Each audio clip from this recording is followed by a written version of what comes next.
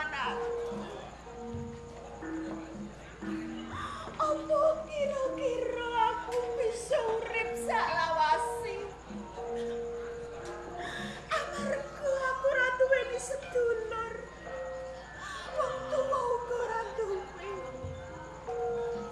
Aku arep yang endi?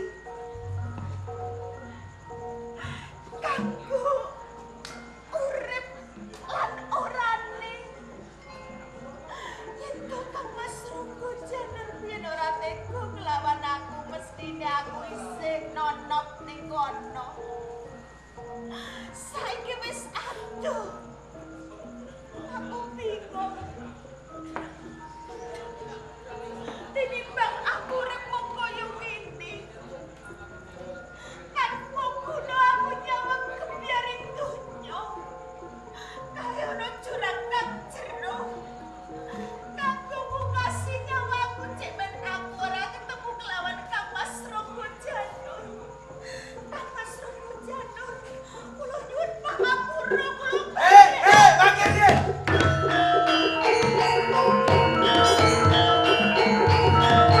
Nika Mbak Yu Paukir. Kepiye Yai Lawi?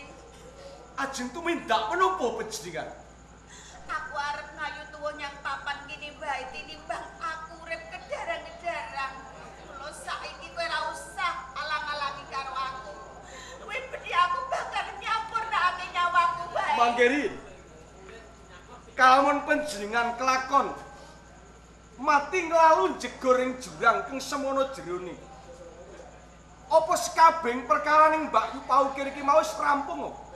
Kok menawa wis rampung yen to aku arep nglalu nyang papan kene Yai Lawi. Jur kanggo dalan ngendi? Mongko Kang Mas Ronggo Janur wis tega kelawan aku. Aku sapilo kelawan Yai Wijaya. Rikala semono Yai Wijaya teka ana ing papan dunungku njaluk pitulungan kelawan Kang Mas Ronggo Janur.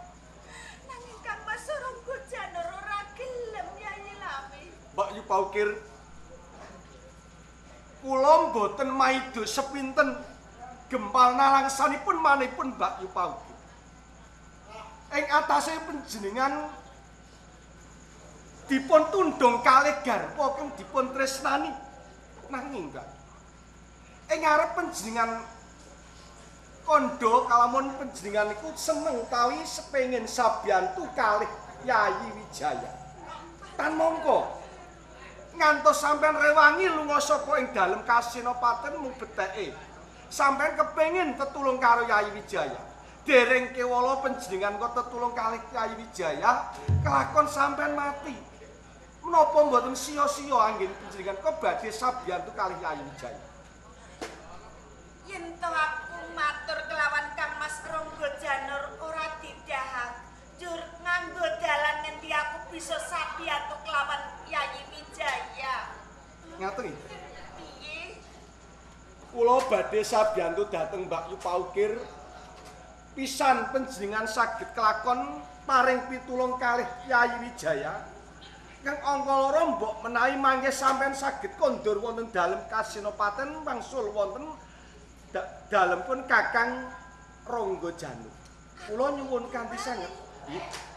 Lho Kang Mas Ronggo Janur wae wis tega karo aku. Wis nundung. Lah kaporo saiki aku kok bali Niki wonten dalan. bakal gelem.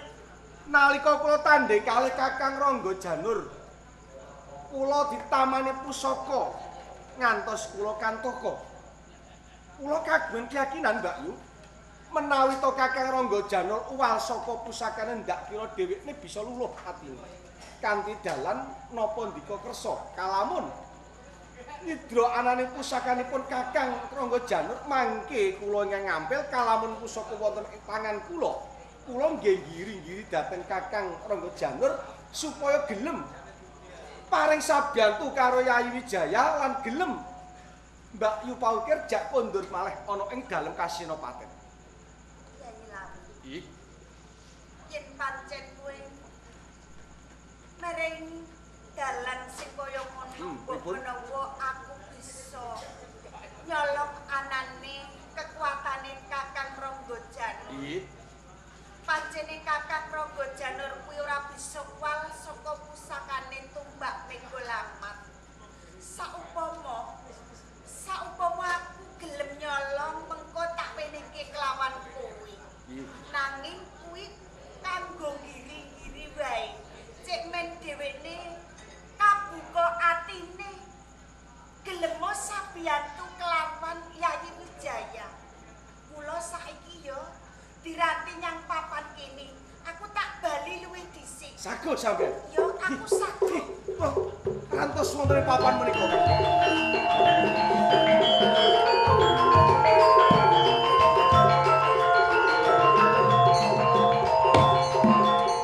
Menapa menika Tumbak Mega Lamat kagunganipun Kakang Rangga Janur? Pancen iki kawujudane Tumbak Menggo Lamat. Saupama mau kedingangan Kakang Rangga Janur, mestine aku dipateni. Kowe ngerti watake Kang Mas Rangga Janur? Kula ngertos. Kakang Rangga Janur ku watake panas barang. Menawi ngaten, cobi-cobi kados napa? Coba tampanono. Ning aku meling kelawan kowe ya Yayi Lawi. Paling pripun? Aja nganti nganakake Rajapati. Amarga aku isih tresna kelawan Kang Mas Rangga Janur. Ora ketak dhewe tidak sia kelawan aku. Melingku mung kaya ngono ya Yayi. Kula badhe budidaya lan kula badhe ngemutaken dhateng Kakang Rangga Janur. Ya wis aku tak sesingitan tradisi. Hei!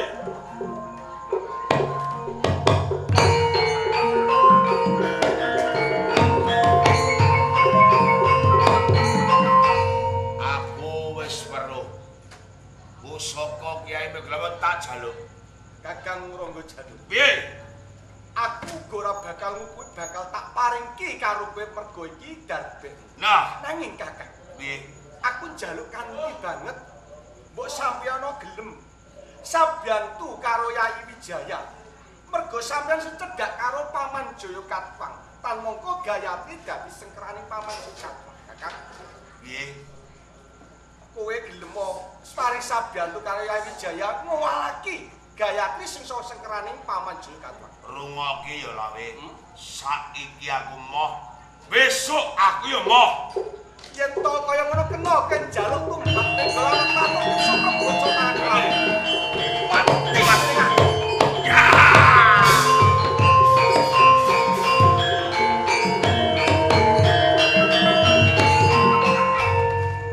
Yayi Lawi, Kan mbok apa wis tinemu kelawan Kang Mas Rangga Janur?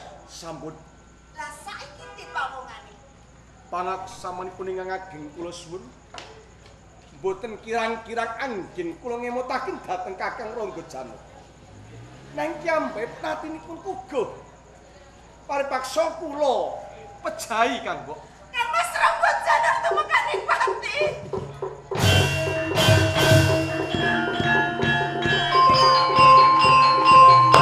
Aku meneng kowe apa? Sawise kowe tak wenehi Tumbak Menggo Lamat. Aja ngantakake Rajapati. Amarga aku isih tresna nglawan garwaku Kang Mas Rangga Janur.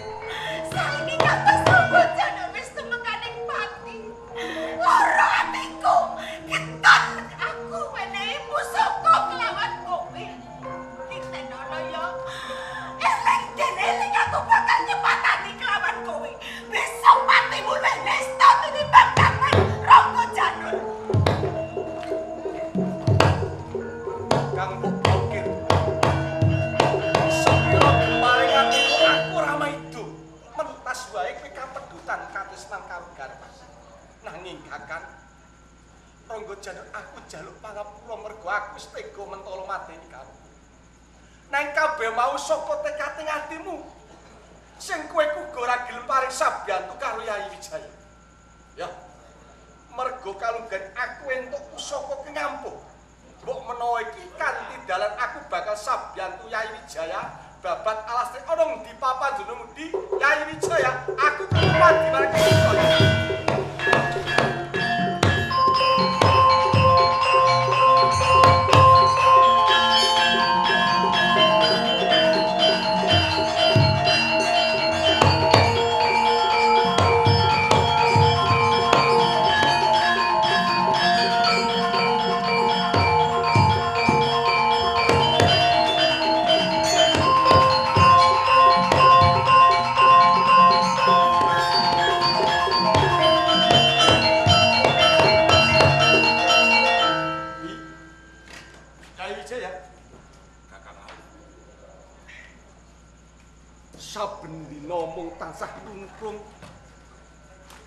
saben dina yen to pun Kakang nyawang pasuryanmu mung tansah suntrut.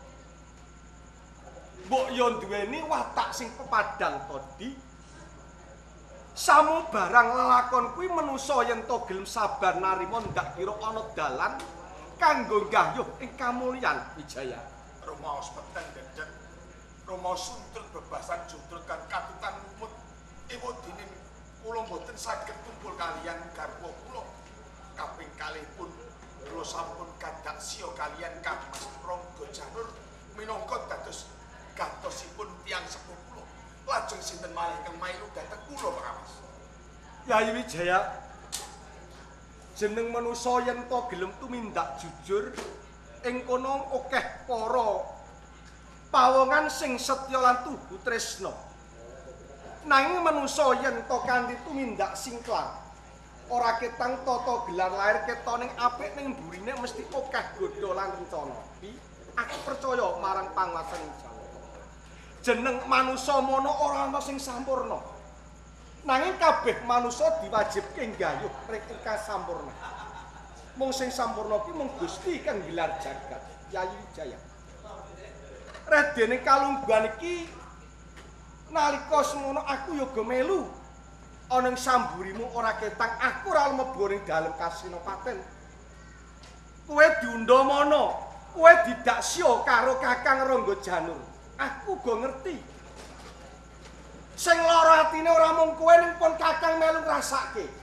Tak kandhani ya Yayi Wijaya. Sakpungkurmu saka dalem Kasinopaten ning ngersane Kakang Rangga Janur, aku masa nesu. Tak tantang tanding tangkep jojo pantaran bau karo Kakang Rangga Janur. Nanging apa tundone? Pun Kakang lenah, pun Kakang lengo. Nganti aku kena dedama utawa tumbake Kakang Rangga Janur. Kabeh mau kalamun Gusti isih peparing. Aku durung temekaning pati ana dalan lan ana manusa sing pantes tulung karang. Nganti aku ketemu karo mbakku, Yah Paukir, ya garwane Kakang Rangga Janur. Tak kandhani nanging aja nesu. Aku njaluk pangapura sadurunge. Kakang Rangga Janur ing dina saiki wis tumekaning pati Yayi Wijaya. Kang Mas Rangga Janur. Lajeng sinten ingkang wantun nyedani Kang Mas Rangga Janur Kakang? Sing wani mateni ora liya mung pun Kakang dhewe di. Kakang Rangga Janur. Menawa sampun sedo panjenengan ingkang nyedan.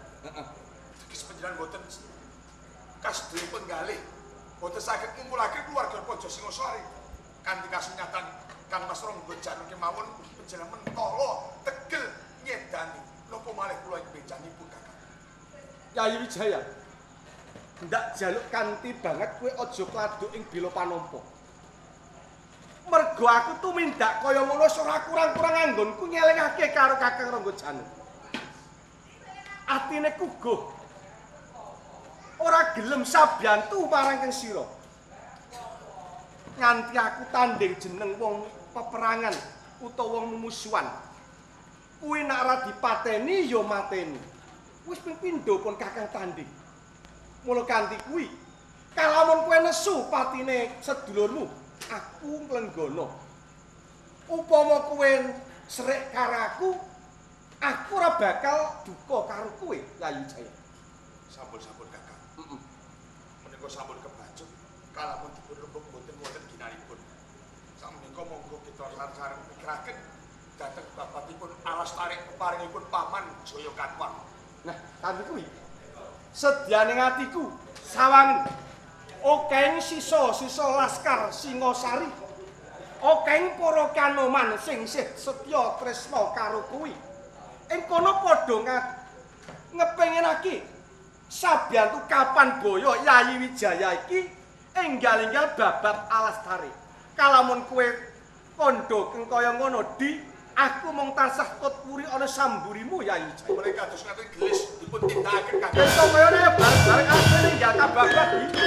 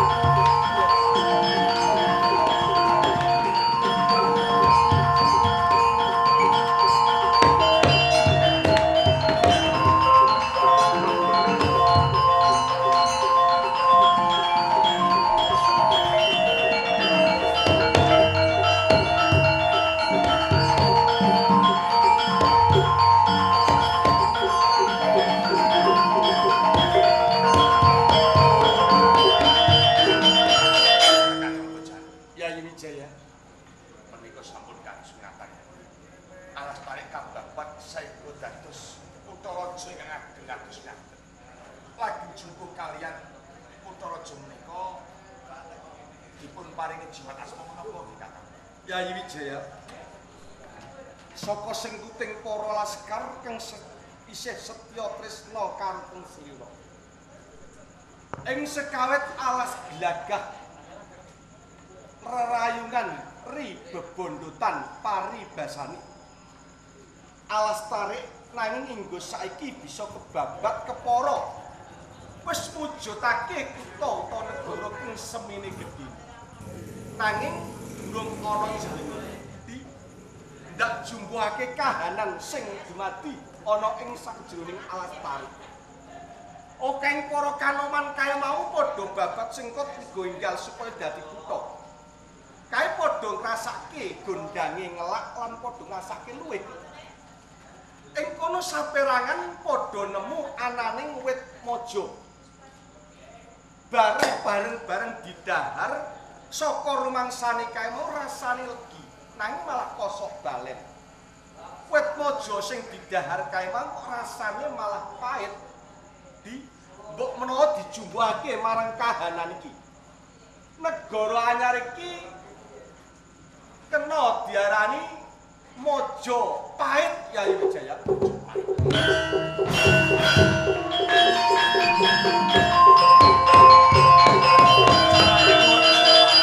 Boten-boten bentenipun kaliyan Raja Singasari.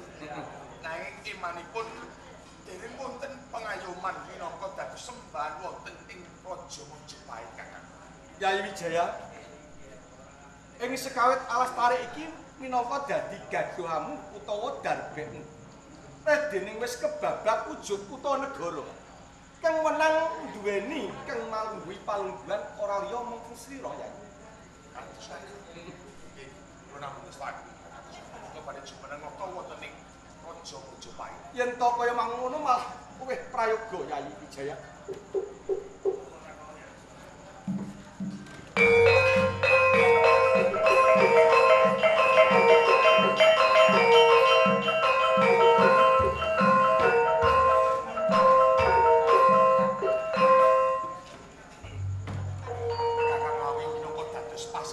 Yayi Wijaya, sapunipun kula jumeneng nata wonten ing Majapahit ratu keng sepisan kanthi gelar Kertarajasa Jayawardhana. Kertarajasa Jayawardhana.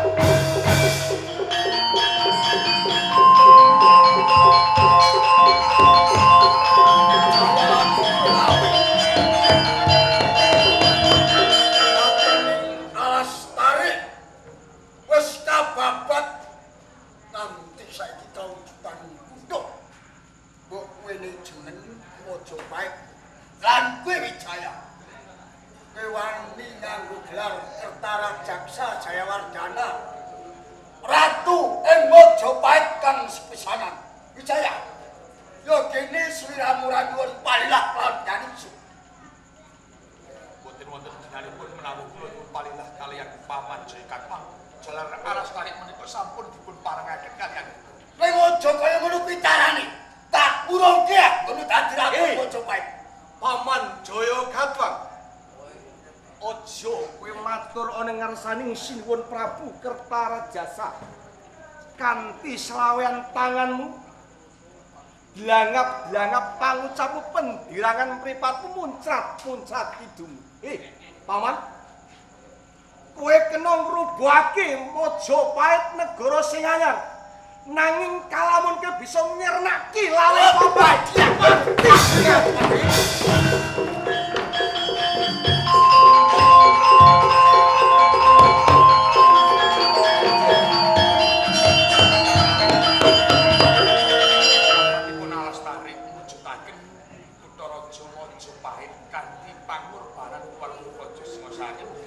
Rabuning negari amrih kerta raharjanipun Majapahit ageng lagu-lagu panjenengan wonten ing Majapahit jumbuh kalian sumpah lan prasetya kula muktinipun Wijaya muktinipun Kakang Lawe panjenengan kula ganjar wonten ing Kabupaten Tuban kanthi gelar Adipati Rombolawe.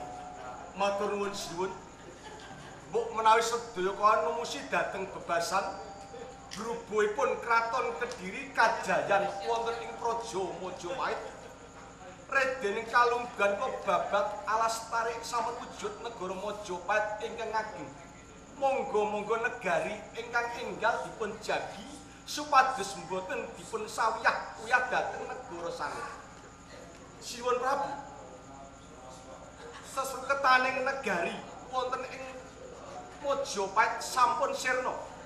Sedya kala monggo sami nyinaoni dhateng lelakoning sampun kelampah.